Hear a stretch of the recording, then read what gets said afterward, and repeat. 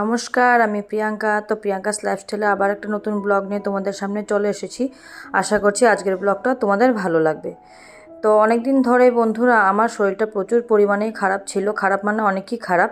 এখন মোটামুটি ভালো হয়েছি, তো তাই আর কি ভয়েস ওভার দিতে বসেছি প্রায় এক সপ্তাহ পর। আর এই ভিডিওটা আমার অনেক দিন আগেকারই শ্যুট করা ছিল, তার জন্য আর কি ভাবলাম যে না আর দেরি করব না, এখন আমি ভয়েসটা দিয়ে দিই, যখন একটা ভিডিও আমার শ্যুট করাই আছে। তো তাই আর কি ভয়েস দিতে বসলাম। জানো তো শরীরটা প্রচুর পরিমাণে খারাপ, এত খারাপ কি বলবো তোমাদেরকে, কিছু বলারও নেই। মাথাটা শুধু ঘোরাচ্ছিল অনেক দিন ধরেই। আর শরীরও খারাপ, খুব যন্ত্রণা, পেটের মধ্যে পেটের ব্যথা করছে। তার মধ্যে পিরিয়ডসও হয়েছিল, এখনও চলছে পিরিয়ডস। কিছু বলার নেই, তাই আর কি সময় মতো ভিডিও আপলোড করতে পারিনি। তো তোমরা যারা আমার চ্যানেলটা দেখছো আমাকে প্লিজ সাপোর্ট করবে, আমার পাশে থাকবে, আর কমেন্ট করে অবশ্যই জানাবে যে আমার ভিডিওগুলো দেখতে তোমাদের কেমন লাগে। অনেক দিন পরই আমি ভিডিও আপলোড করব, তো তাই আর কি তোমাদের কাছে এটাই অনুরোধ আমার যে তোমরা আমার পাশে থাকবে, আমাকে সবসময় সাপোর্ট করবে। তো যাকে অনেক কথা বললাম, তো দেখো কাজে লেগে পড়েছি। সন্ধ্যেবেলা থেকে সারা দিনটা শুয়েই ছিলাম। তো সন্ধ্যেবেলায় উঠলাম, উঠে চা খেলাম, চা খাওয়ার বাসনও নিয়ে চলে গেছিলাম, তোমরা দেখতেই পেলে অল্প আগে। তো চাটা আমার বরই বানিয়ে দিয়েছিল, বললে তুমি উঠো, উঠে চাটা খাও, ভালো লাগবে। তো চা খেয়ে একটু ভালো লাগলো আর কি শরীরটা।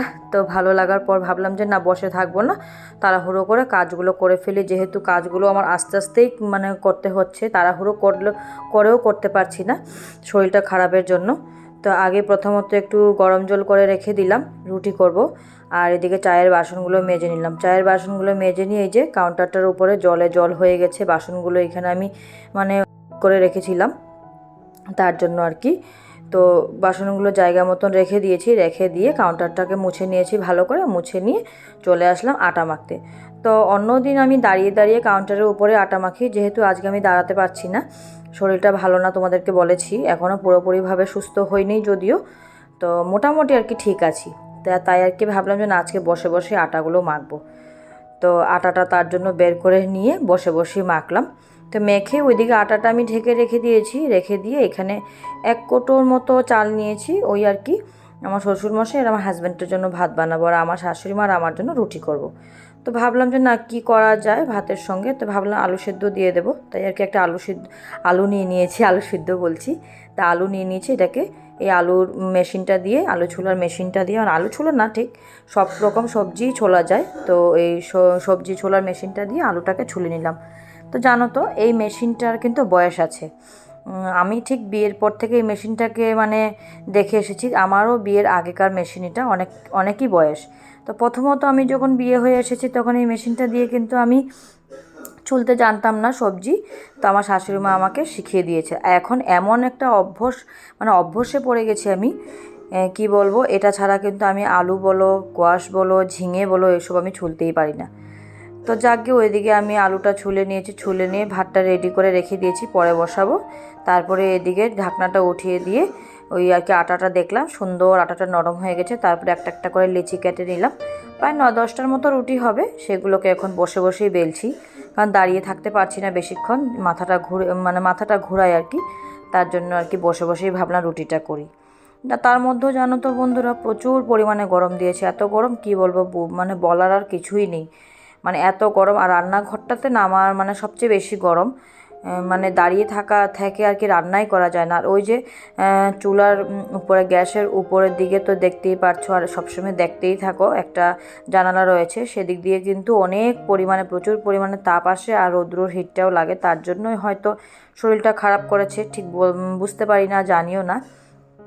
তো এই গরমের মধ্যে দাঁড়িয়ে দাঁড়িয়ে যে রান্নাঘরে রুটি করব আর রান্না করব, সেসব করতেও ইচ্ছে করে না, কিন্তু ইচ্ছে না থাকলেও উপায়ও নেই, কারণ আমাদের তো করতেই হবে। ইচ্ছে না থাকলে আমরা তো আর শুয়ে বয়ে থাকতে পারবো না, যে না আজকে শরীর ভালো লাগছে না শুয়ে থাকবো, রানবো না।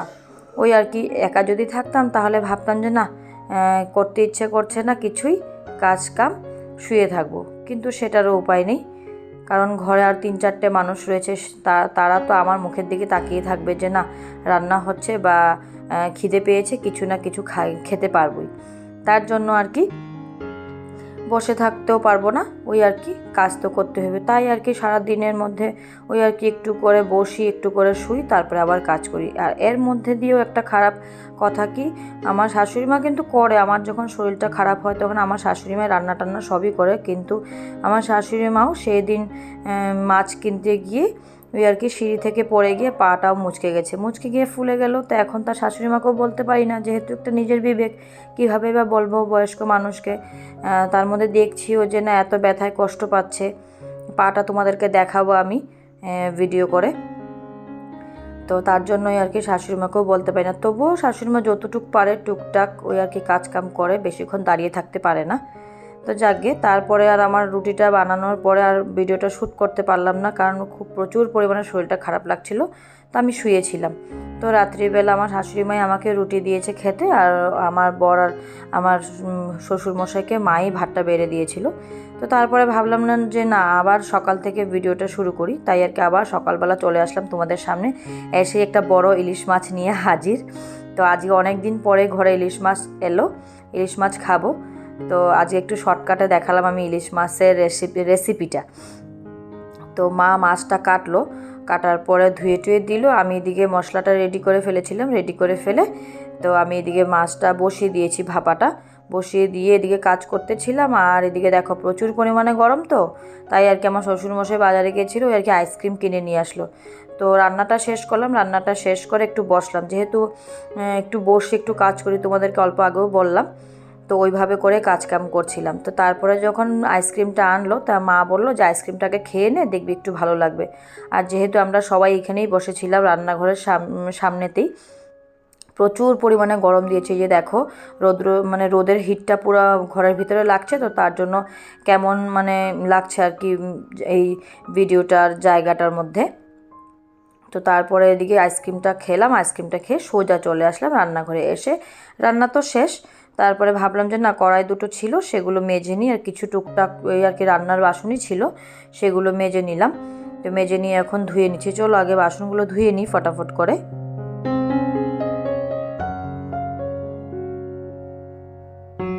তো আমার বাসনগুলো ধোয়া হয়ে গেছে, তো এখন জায়গা মতন রেখে দেবো, জায়গা মতন রেখে বেসিনটাকে ভালো করে আমি ধুয়ে দিয়েছি, আগে মেজে নিয়েছি, তারপরে এখন ভালো করে বেসিনটাকে জল দিয়ে ধুয়ে দিলাম। ধুয়ে দিয়ে তো ভাবলাম যে না এদিকে তো আমার কাজ শেষ, এখন গ্যাসের কাউন্টারটাকে ভালো করে মুছে নেব, মুছে নিয়ে তারপরে চলে যাবে। এদিকে কিন্তু অফ ক্যামেরা আমি গ্যাসটাও মুছে নিয়েছি, তো গ্যাসের কাউন্টারটাকেও ভালো করে মুছে নিচ্ছি। জানো তো শরীর খারাপ হোক যে ভালো হোক, আমাদের কিন্তু কাজ করতেই হবে, শরীরকে তো বসিয়ে রাখতেও পারবো না। আর যেহেতু ঘরের বউ, একা থাকলে যা হয় আর কি, কোনো কিছু মানে কারো উপরে ফেলে রাখাও যায় না কাজটা, বা এটাও ভাবতে পারবো না যে না কাজ করব না, আছে তো কেউ একজন করবে, সেটাও বলতে পারবো। তার মধ্যে আমার রয়েছে একটা ছোট বাচ্চা, সেও তো অনেক ছোট, যে কোনো কিছুই তা ওর পটি আসলো, আসলো, স্নান করানো বলো আর খাওয়ানি বলো সব কিছু আমারই করতে হয়, তাই আর কি বসে থাকতেও পারি না। তো যাকে ওইদিকে দুটো আম নিয়ে এসেছিলো শ্বশুরমশাই, তো আম দুটো ধুয়ে জায়গা মতো রেখে দিলাম, রেখে দিয়ে আমার রান্নাঘরের সমস্ত কাজ কমপ্লিট। এখন আমি রান্নাঘরটা ভালো করে পরিষ্কার করে মুছে নিচ্ছি। আর জানো তো রান্নাঘরটা না ওই আর কি সোয়াব দিয়ে মুছি না, আমি বসে বসে বালতিতে জল নিয়েই মুছি, তো এইভাবে করে মুছলে না বেশ সুন্দর হয়, মুছাটাও পরিষ্কার হয়। তো চলো আর ভিডিওটা বেশি বড় করলাম না, আজকের ব্লগটা আমি এখানেই শেষ করছি। যারা আমার চ্যানেলটা নতুন দেখছো তারা সাবস্ক্রাইব করবে প্লিজ, আর লাইক কমেন্ট করে জানাবে যে আমার ভিডিওগুলো দেখতে কেমন লাগে, আর কমেন্টের মাধ্যমে অবশ্যই জানাবে যে আমার ভিডিওগুলো দেখতে কেমন হয়েছে। তো আজকের জন্য টাটা।